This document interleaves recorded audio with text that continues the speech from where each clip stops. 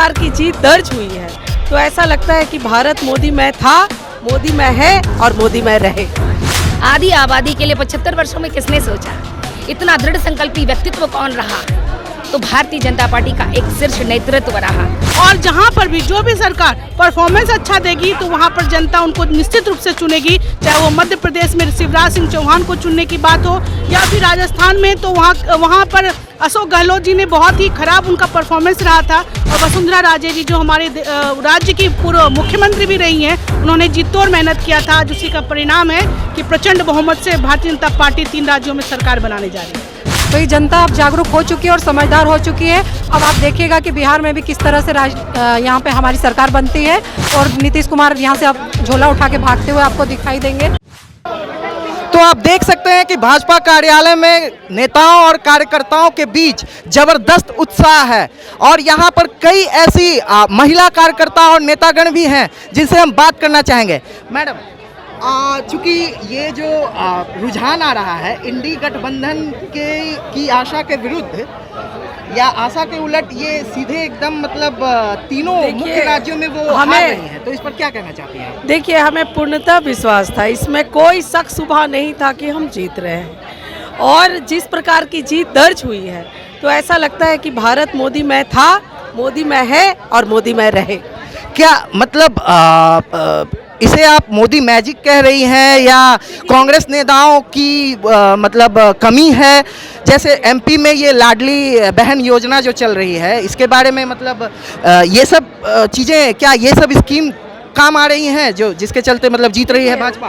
भाजपा जो जीत रही है वो मोदी जी के नेतृत्व को भारत ने स्वीकार कर लिया है, इसे नकार नहीं सकती। हम किसी की कमियों को नहीं देख रहे हैं। हमारी पार्टी जो भारतीय जनता पार्टी है और आदरणीय मोदी जी का जो नेतृत्व है उसे भारत ने स्वीकार कर लिया है, इसलिए मोदी जी का डंका पूरे भारत में बज रहा है। जी, तो जैसा कि आप देख रहे हैं, तो बात करते हैं हम सुषमा साहू जी से।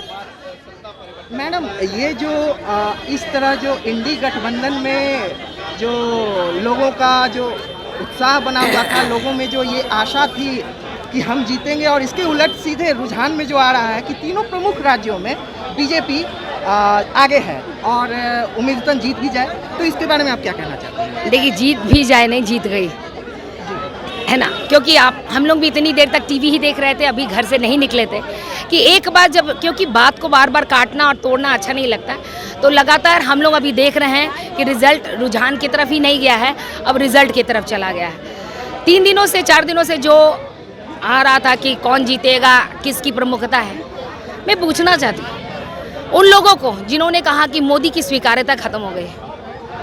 जो भी राष्ट्र की बात करेगा, राष्ट्र हित के बारे में सोचेगा, राष्ट्र हित के बारे में सोचेगा, वो मोदी जी के अलावा किसी के बारे में अभी सोच ही नहीं सकता। मोदी जी ने जो कहा वो हमेशा किया है।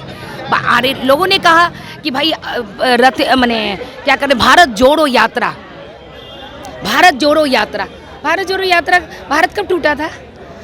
भारत का विखंडन कब हुआ था? उनके ही परिवार के लोगों ने विखंडन किया था। मोदी जी ने तो आ करके एक ऐसे सशक्त राष्ट्र का निर्माण किया है जो कम से कम हर देश के सामने खड़ा होता है तो सर ऊंचा और सीना चौड़ा करके खड़ा होता है। आधी आबादी के लिए 75 वर्षों में किसने सोचा? इतना दृढ़ संकल्पी व्यक्तित्व कौन रहा? तो भारतीय जनता पार्टी का एक शीर्ष नेतृत्व रहा। तो आप बताइए ना, भारतीय जनता पार्टी के वो नेता नहीं है, वो संपूर्ण भारत के नेता है, लेकिन कार्यकर्ता तो था ना। तो भारतीय जनता पार्टी का एक एक कार्यकर्ता दृढ़ संकल्पित है और जो भी राष्ट्र निर्माण की बात करेगा, हम मोदी जी के साथ हमेशा रहेंगे। हाल ही नीतीश कुमार जी ने, और वहीं इसके उलट माननीय प्रधानमंत्री नरेंद्र मोदी जी का जो उन्होंने जो डिफाइन किया है, जो जिस तरह से उन्होंने समझाया है कि किस तरह की जातियां वास्तव में हैं हमारे देश में, तो वो जो परिभाषा है जाति की, वो उसका विजय दिख रहा है जातिगत जनगणना को लेकर। बिल्कुल सही कहा। आज जाति की जो खेल खेली गई, भारतीय जनता पार्टी उसको नकार नहीं रही है। आरक्षण होना चाहिए, आरक्षण करवाए, बहुत स्वागत योग्य है। लेकिन मोदी जी ने क्या कहा कि जाति में देश को बांट करके टुकड़े टुकड़े नहीं करो। एक बार अंग्रेजों ने टुकड़े टुकड़े करके शासन कर लिया, अब देश को टुकड़ों में ना बांटो। आप तो भारत जोड़ो यात्रा की बात कर रहे हैं, लेकिन आप तो तोड़ने की भी बात कर रहे हैं। लेकिन आज मोदी जी ने क्या किया? सबसे बड़ा कौन?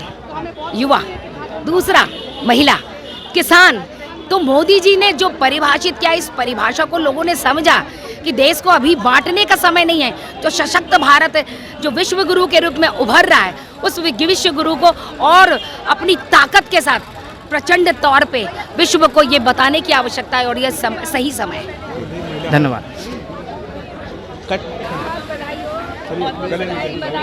हाँ, तो देखिए यहाँ महिला नेतागण, महिला कार्यकर्ताएं गले मिल रही हैं, एक दूसरे से बधाई दे रही हैं जीत की। आते हैं, बात करते हैं।